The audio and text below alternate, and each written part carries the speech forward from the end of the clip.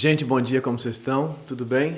Sim, que bom. Então, hoje a gente vai falar sobre essa pergunta que é a seguinte.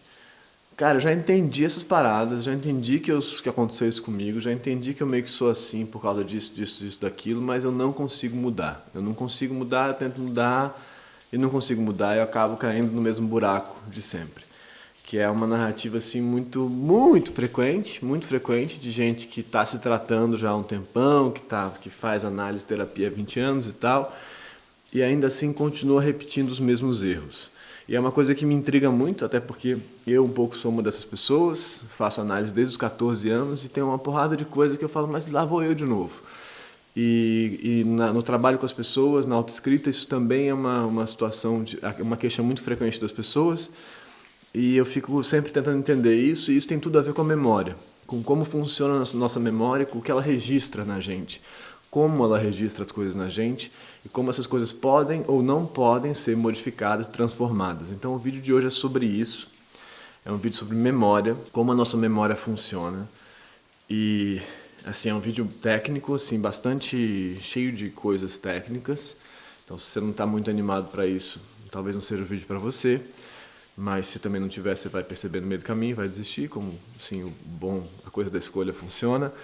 E aí então a gente vai falar sobre isso, eu vou trazer algumas fontes assim de pesquisas que estão acontecendo agora, que eu estou aprendendo também, porque são pesquisas que estão acontecendo agora de gente de áreas que não são exatamente a minha especialidade assim e tal, mas que me interessam muito e que fazem muita diferença no meu trabalho.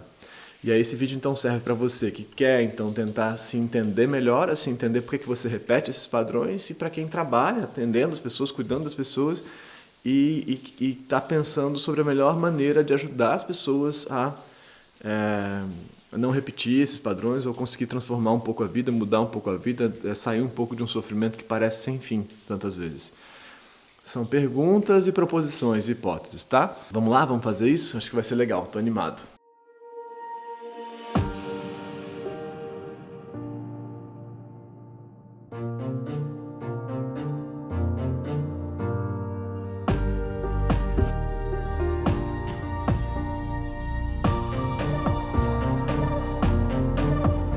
Então, eu vou fazer um vídeo assim tentando explicar o que é que eu estou pensando e lendo e estudando sobre isso e partilhar aí com vocês. A gente fez esse vídeo no domingo que eu falei sobre esse congresso que eu estava participando lá, assistindo, na verdade, não participando, falando, assistindo mesmo, pelo Zoom, de neuropsicanálise, que é uma parada que me interessa muito. E é muito legal porque assim, é uma coisa que articula as coisas da neurociência e da psicanálise assim, de jeitos muito ricos, que eu nunca imaginei que fossem possíveis. Eu sempre tive muita aversão à neurociência, achava que a neurociência era um negócio que dizia que as pessoas então eram assim porque tinham umas coisas químicas no cérebro que determinavam isso. E essa galera tem uma corrente grande da neurociência que não pensa assim, que pensa justamente que a nossa história, nosso campo relacional altera a nossa química. E altera o nosso comportamento e altera a nossa maneira de estar no mundo. Então, nesse sentido que propõe uma interseção, uma não distinção quase, entre o que é o que são as dinâmicas cerebrais e o que é a nossa história relacional, a nossa história no mundo, a nossa existência, que é a coisa que eu entendo um pouco mais. Bom, e aí tem duas pessoas que eu vou usar como referência aqui hoje.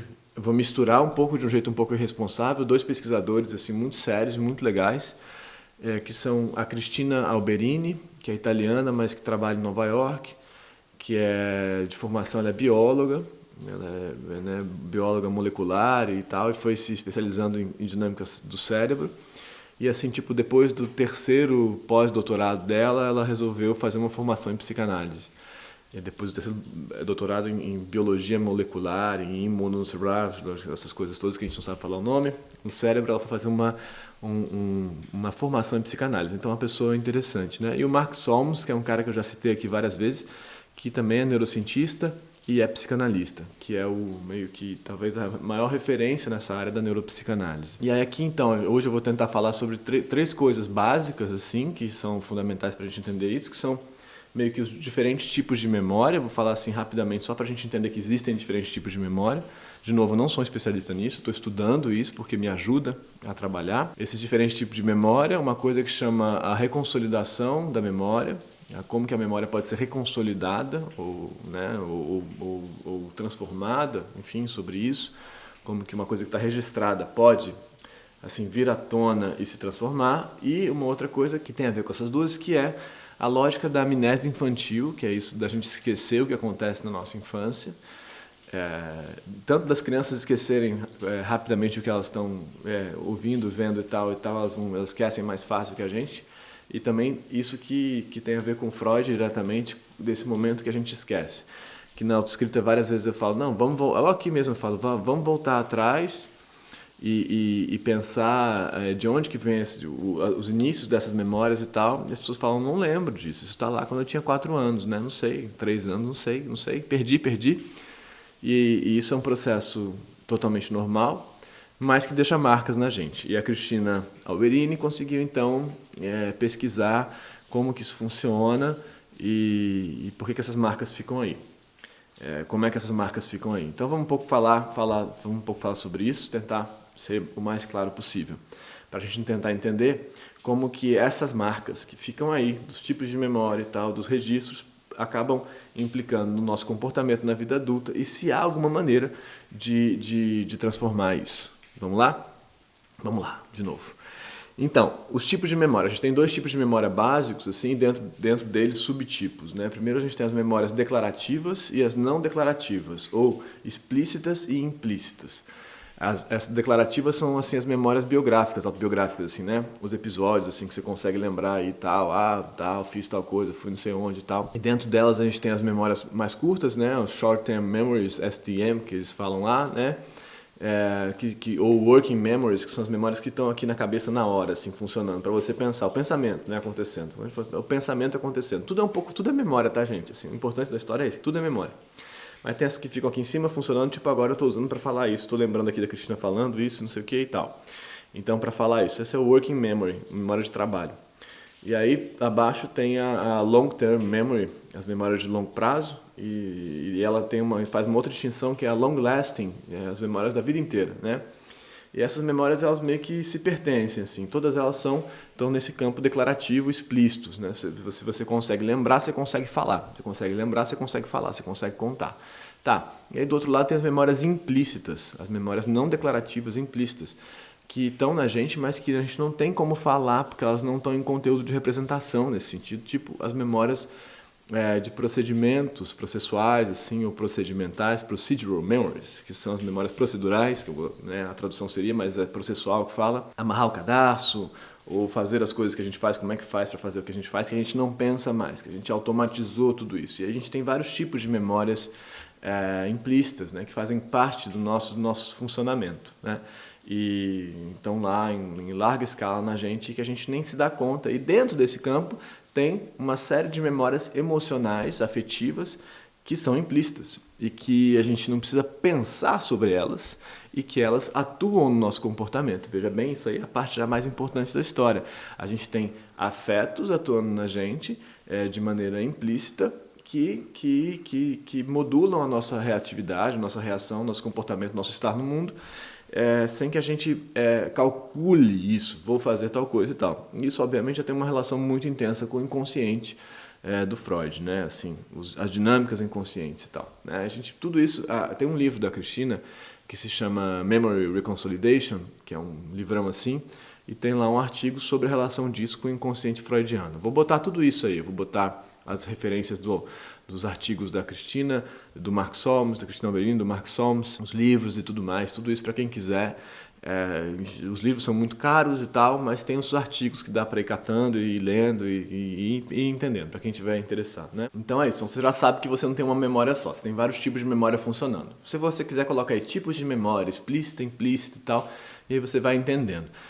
Tá, e aí esses tipos de memória tem um negócio que chama reconsolidação da memória. A memória, quando ela acontece, ela vai passar por um processo de consolidação, que vai decidir se essa memória vai ficar ou não vai ficar. Tem uma porrada de coisa que acontece na sua vida, tem coisa que fica, tem coisa que não fica. Você não guarda tudo, né? Guarda tudo, você não guarda tudo. Você guarda pedaços das coisas. Então, num evento que você vai sair hoje à noite e tal, você não vai guardar você não vai sair, né? Mas enfim, sei lá, uma coisa, um almoço que você vai almoçar agora. Você não vai guardar o almoço inteiro, o jantar inteiro. Você não vai guardar o jantar, você vai guardar pedaços desse jantar. E aí, se tiver alguma coisa importante nesse jantar acontecendo, essa coisa vai ser registrada pode vir a ser uma memória de longo prazo. O que é uma coisa importante? É uma coisa que ative a emoção. Isso é uma parte fundamental. O que faz ser importante é o que tem uma ativação emocional, né? Uma descarga de emoção, né? Então, quando tem emoção, o cérebro entende que aquilo é importante. O cérebro é muito esperto. Então, tem emoção, ele entende que é importante e aí ele faz uma outra dinâmica molecular, genética, de inauguração genética específica de umas proteínas lá que fazem essa memória ser transformada numa memória de longo prazo. As outras vão ficar ali, vão meio que se dissipar e tal e tal. Mas essas vão ser encodadas, assim, fazer um código de memória de longo prazo. É lindo isso, eu acho, né? Então a emoção ativa uma química que faz a coisa fazer uma alteração no seu sistema e inaugurar uma coisa lá e tal. E aí, na hora que ativa esse sistema, você vai passar por um processo de consolidação, de consolidar essa memória, tá? Beleza. E aí essa memória que foi consolidada pode ser reconsolidada. E isso tem uma importância absurda para fins terapêuticos, assim, né? Para entender como é que você pode mudar registros, pensa em traumas e coisas desse tipo. Você pode reconsolidar esses traumas, será ou não? E aí a Cristina Alberini vai pesquisar exatamente isso, até que ponto é possível reconsolidar uma memória traumática que está dada na primeira infância. Essa é uma questão, né? Porque até há um tempo atrás você achava que não dava para reconsolidar, estava consolidado, ficava, né? Aquele afeto era intenso, ficava. Depois falou, não, tem reconsolidação, tá? Descobriram lá que tinha. E agora ela está falando assim, tem reconsolidação, mas até um certo ponto. Depois, tem uma janela de reconsolidação. Depois você pode mexer com essa memória, mas você não reconsolida ela de fato. É um outro processo de criação de novas memórias junto com essa, né? De novos registros para esse campo de memória. Então é nesse sentido. Ela está consolidada já, mas você pode fazer novos registros para ela. E ela pesquisa tudo isso em ratos, olha que loucura, porque não dá para fazer essas pesquisas em humanos, né? Mas então, como ela é psicanalista, ela está olhando os ratos e pensando na gente, assim, né? Então, interessante. Bem interessante. Adoro gente, né, que faz esses cruzamentos improváveis. E aí, então você vai começar a pensar até que ponto essa reconsolidação dessa memória é possível, essa memória que foi consolidada em função de um nível emocional elevado. Isso é importante, tá? Guarda aí. A emoção que faz a diferença. Por que a emoção que faz a diferença? Porque o cérebro usa a memória como aprendizado. A memória não é só uma coisa para você guardar, é uma coisa para você ter um arcabouço ali para você aprender a como atuar no futuro. A memória é uma espécie de manual de instruções que você tem para estar no mundo. Então você guarda as memórias para na hora que você se depara com uma situação, você fala, o que eu tenho aqui para lidar com isso? Então tem essas memórias.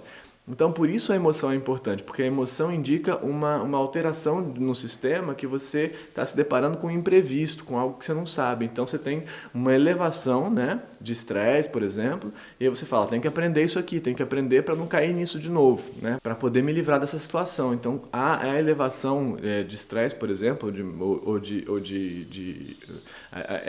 esse pico, né, de afeto faz essa memória, esse aprendizado acontecer, porque aquela situação é uma situação meio fora da curva, então você tem que aprender a lidar com ela para um futuro, e aí você guarda ela. Então ela entende que para fazer reconsolidações a gente precisa também ter afetos, então você, para trazer uma memória de volta à tona, isso tem tudo a ver com o processo terapêutico ou com a vida de modo geral, você tem que ter um afeto funcionando ali, ó. Tem um afeto que faz essa memória subir.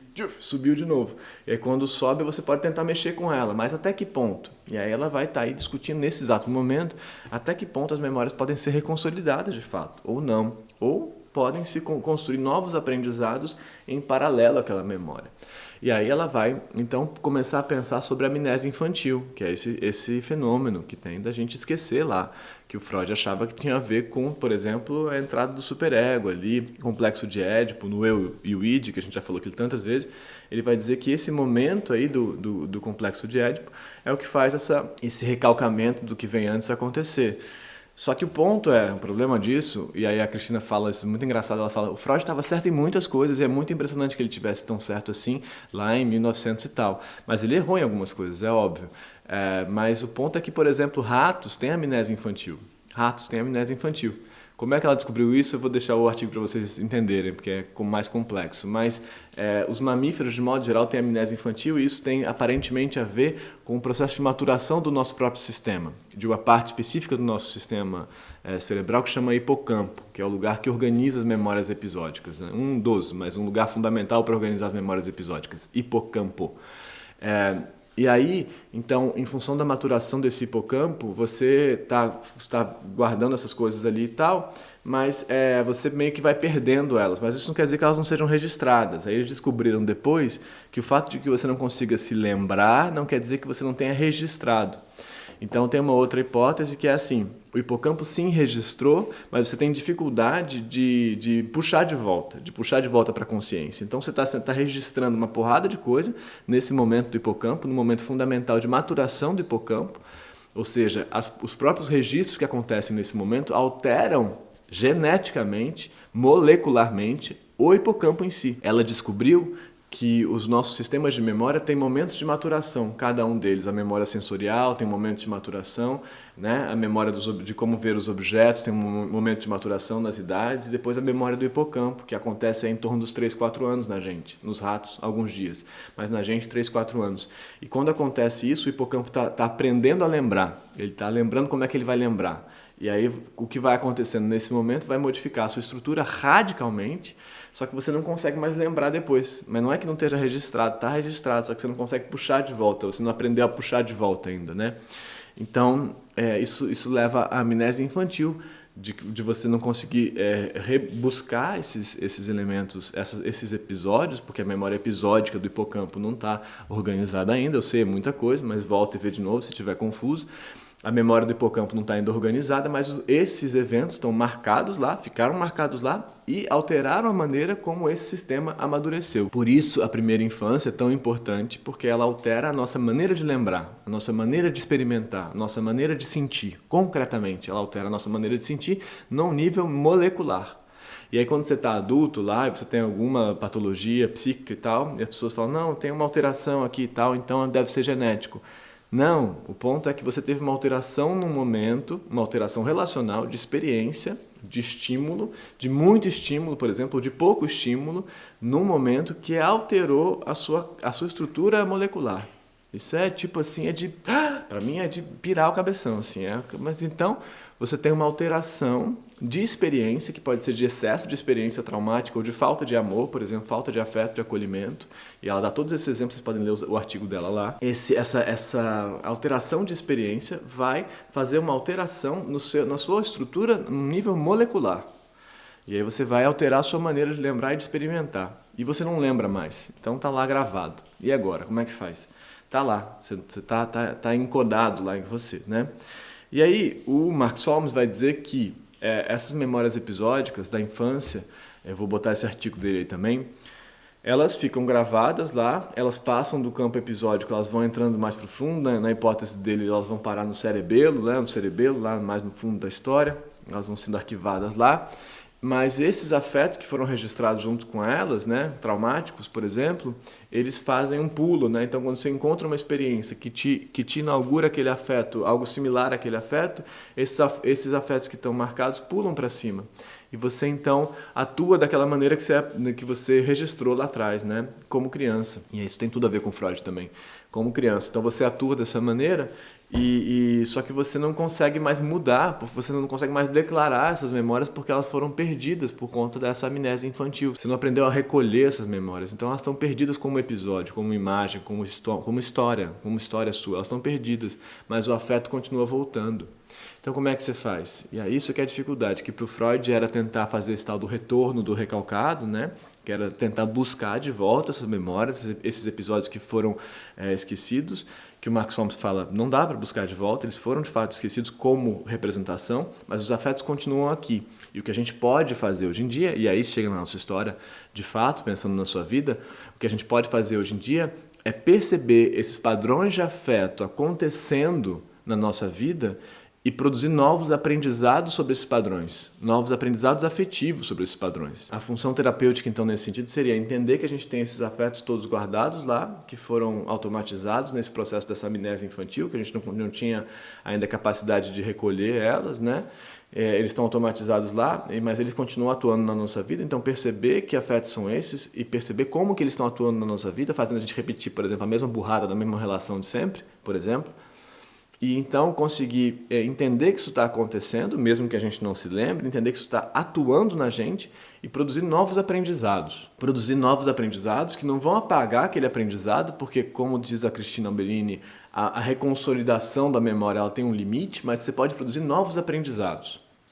Esse é que é o ponto fundamental desse vídeo aqui. Você pode, percebendo os seus padrões, produzir, entendendo os seus padrões, talvez não entendendo qual é a história que gera a origem deles exatamente, mas entendendo esses seus padrões, você pode conseguir produzir novos aprendizados emocionais sobre como atuar no mundo. E esses novos aprendizados emocionais, esse é o argumento do Mark Solms, eles vão ser talvez mais eficazes, mais legais na sua vida, eles vão te dar mais sucesso emocional, sucesso assim, muito entre aspas, mas assim, eles vão te fazer se cagar menos, sofrer menos, e você talvez aos poucos vá aprendendo que esse novo aprendizado é melhor do que aqueles que você tinha guardado lá sem nem saber por quê. O que acontece é que você guardou esses aprendizados por campos de ambivalência na sua infância, e eu vou explicar isso rapidinho aqui, que é uma coisa que eu falo muito lá na autoescrita, que vem da psicanálise, que o Mark Solms usa muito na teorização dele. Você tinha conflitos na sua infância que você não conseguia resolver. Tipo assim, você amava sua mãe e odiava sua mãe por uma razão X lá, assim. Então você queria que ela morresse, mas você não conseguia ficar sem ela, assim, por exemplo, para uma criança, tá? Raiva da mãe, saudade da mãe. Querer ficar perto da mãe, raiva da mãe. Ambivalência, Melanie Klein, tudo aquilo. Estou falando até antes da narrativa do Édipo, tá? O que vem antes ali, ó. Conflitos de dois tipos de afeto diferentes acontecendo. Você não consegue lidar com esse problema, você não consegue lidar, você não sabe como lidar, você não entende como é que você lida com isso, então você automatiza esse aprendizado para você parar de pensar sobre isso. E aí, mas isso fica em você, guardado, fica gravado em você como um procedimento afetivo. Então você vai atuar assim nas suas relações. Raiva e pavor do abandono e raiva, por exemplo, né? De quem te abandona e tal, e agressividade. Para dar um exemplo, poderia dar vários, mas para dar esse exemplo. Então isso acaba cagando as suas relações de maneiras muito diversas. Por uma coisa que você aprendeu, que você não lembra mais, mas que continua em você. Continua em você o tempo todo. Você continua atuando assim. Você não sabe por quê, mas você continua atuando assim. Quando a gente olha para isso, na sua história, na sua narrativa, a gente fala, olha, você está atuando assim, está percebendo? Tem aqui isso acontecendo, está acontecendo isso aqui. Né? Lá na autoescrita, isso acontece na etapa do arco pessoal. A gente faz as práticas de elaboração, que são os episódios de angústia, e a gente organiza eles numa linha do tempo. E a gente vai olhando esses padrões acontecendo, a gente fala, ih, tem um padrão aqui acontecendo, olha que engraçado. Então tá, nessa linha do tempo, nesse arco pessoal, a gente fala, tá vendo que você tem sempre essa coisa dessa, tô dando um exemplo simplista, tá? Mas tem sempre essa raiva atuando quando você fica inseguro, medo de abandono e raiva e tal, atuando ao mesmo tempo. Que louco, por que será? Então a gente começa a perceber isso. Quando a gente começa a perceber isso, a gente tem chance de desenvolver novos aprendizados. Né? Então a gente pode desenvolver novos aprendizados sobre essa mesma situação. Você fala, cara, será que eu estou fazendo aquele negócio de novo? E aí o ponto é, primeiro, perceber que tem esse aprendizado, essa memória automatizada, que você esqueceu o episódio ou os episódios que deram origem a ela, que estão lá na sua primeira infância, no hipocampo amadurecendo. Você esqueceu isso tudo, mas ficou marcado em você. Né? Então você não lembra mais, mas você percebe isso acontecendo hoje. E aí entra na história da transferência na psicanálise. Para quem é da psicanálise, a transferência tem essa função fundamental. A transferência é essa relação entre analisando e analista, que como que recoloca ou revivencia essas relações de ambivalência, né? Então, na relação com o analista, com o terapeuta, no seu processo de relação com o terapeuta, no atendimento com o terapeuta, você vai revivenciar essas ambivalências que estão marcadas e vai poder, com a ajuda do seu terapeuta, reorientar isso. Reorientar e criar novos aprendizados menos cretinos, que te façam menos mal. A longo prazo, tem que ser longo prazo, isso não é rápido, longo prazo, esses aprendizados menos cretinos que te fazem menos mal vão ser mais eficientes emocionalmente do que aqueles. Longo prazo. Tá? Por que é longo prazo? Porque o aprendizado demora. Concretamente demora para fazer. Não é assim. Não é assim um evento que resolveu. Então, se você tiver emoção e afeto acontecendo nessa relação, nesse caso com o terapeuta, afeto acontecendo, você vai conseguir trazer de volta essas marcações de memória. Precisa de afeto, porque é o afeto que faz a inauguração e a conexão, o afeto vai fazer subir e você vai conseguir aos poucos produzir novos aprendizados afetivos mais eficazes do que aqueles que estão marcados, você não sabe por quê. Longo prazo. Se você não está, então, estando com alguém, com um terapeuta, um analista é melhor, mais fácil, porque ele pode te ajudar a fazer isso, né? O seu cérebro já não é mais daquela criança que não conseguia lidar com essa ambivalência, mas ainda assim, você pode ter essa ajuda dessa pessoa, mas se você não tem a ajuda de alguém, que é o ideal é ter na vida, mas se você não tem a ajuda de alguém, você tem a chance de, percebendo esses padrões acontecendo, poder tentar experimentar outros funcionamentos na sua vida e falar, olha, estou fazendo aquilo de novo. E se eu fizer diferente? E se eu tentar uma outra coisa? Parte dessa história fundamental é olhar os seus padrões e realmente se esgotar deles, né? Eu sempre acho que parte da coisa é falar, cara, eu não aguento mais essa repetição infernal que sou eu. Eu quero tentar experimentar outras coisas. É claro que eventos modificam, né, novos eventos de elevação de emoção modificam. Eu sempre falo isso. O nascimento do Martim modificou o meu sistema relacional. De fato, modificou. Assim, um ano de vida ali que aconteceu uma série de coisas muito intensas. E, por exemplo, o meu divórcio da mãe dele e tal, e tudo isso que aconteceu, para mim, fez uma modificação, porque eu falei, não vou mais repetir esses sistemas, não vou mais, chega, cansei de mim. Isso é minha história, enfim. Mas então aqui você pode olhar os seus sistemas, entender essa repetição e falar como é que eu faço para experimentar emocionalmente, afetivamente novas coisas. Se não tiver emoção, se não tiver afeto, não tem essa subida da memória para que ela seja reencodada nesse sentido, para que ela seja alterada ou reconsolidada ou para que ela ganhe novas cores, para que ela ganhe novos aprendizados. Não tem. Sem afeto, isso aqui é importante para a galera, para pensar, para a galera que trabalha com terapia cognitivo-comportamental e tal. Massa, incrível, acho que ajuda para muita coisa, mas tem campos que precisam do afeto. Sem o afeto, isso aqui não tem alteração profunda, porque o afeto é que inaugura esse sistema que consolida uma nova memória. É essa alteração, porque o nosso sistema cerebral ele funciona por afetos, né? Então, se você toma um susto, você consolida, tem mais chance de consolidar do que se você não sente nada. Você tem que sentir. Sentir é fundamental para a história. E a gente tem chance de aprender novas coisas. Eu espero que eu tenha feito algum sentido nesse vídeo, para muita coisa. Eu vou deixar as referências todas aí embaixo, e aí vocês, qualquer coisa, me perguntem e tal, dos artigos, dos livros e tal, mas para começar a pensar, tem chance de mudar, dá trabalho, mas tem chance de mudar. Perceba os padrões, talvez você não vai lembrar da historinha que deu origem a eles, mas você precisa perceber esses padrões acontecendo, a atuação desses sistemas de automatização de memória, de inconsciente nesse sentido, a atuação desse inconsciente em você e a tentativa de mudança através de novas experiências afetivas. Tendo alguém para te ajudar, melhor, né? Entendendo isso melhor, né? Que é bom ter alguém para conversar e para experimentar novas coisas, mas o campo relacional do mundo é vasto e te dá chance de experimentar novos aprendizados afetivos, entendeu? Desde que você esteja aberto a isso, disponível a isso. E aí você pode aprender. Tanto é que a gente muda, né? Tanto é que a pessoa me fala, cara, eu vinha muito bem, mas de repente com 21 anos aconteceu um troço numa relação que me cagou para sempre. Pois é, você fez um novo aprendizado ali, fez uma volta ali talvez. Ou um retorno, algo que estava guardado, assim, enfim, também a gente poderia pensar. Mas a gente muda, né? Muda para o bem, muda para o mal, para o bem e para o mal no sentido de sofrimento, ou mais sofrimento ou menos sofrimento. Então, é possível mudar desde que você esteja disposto a fazer esse trabalho. Tá bom? Era isso hoje, gente. Até semana que vem. Tchau!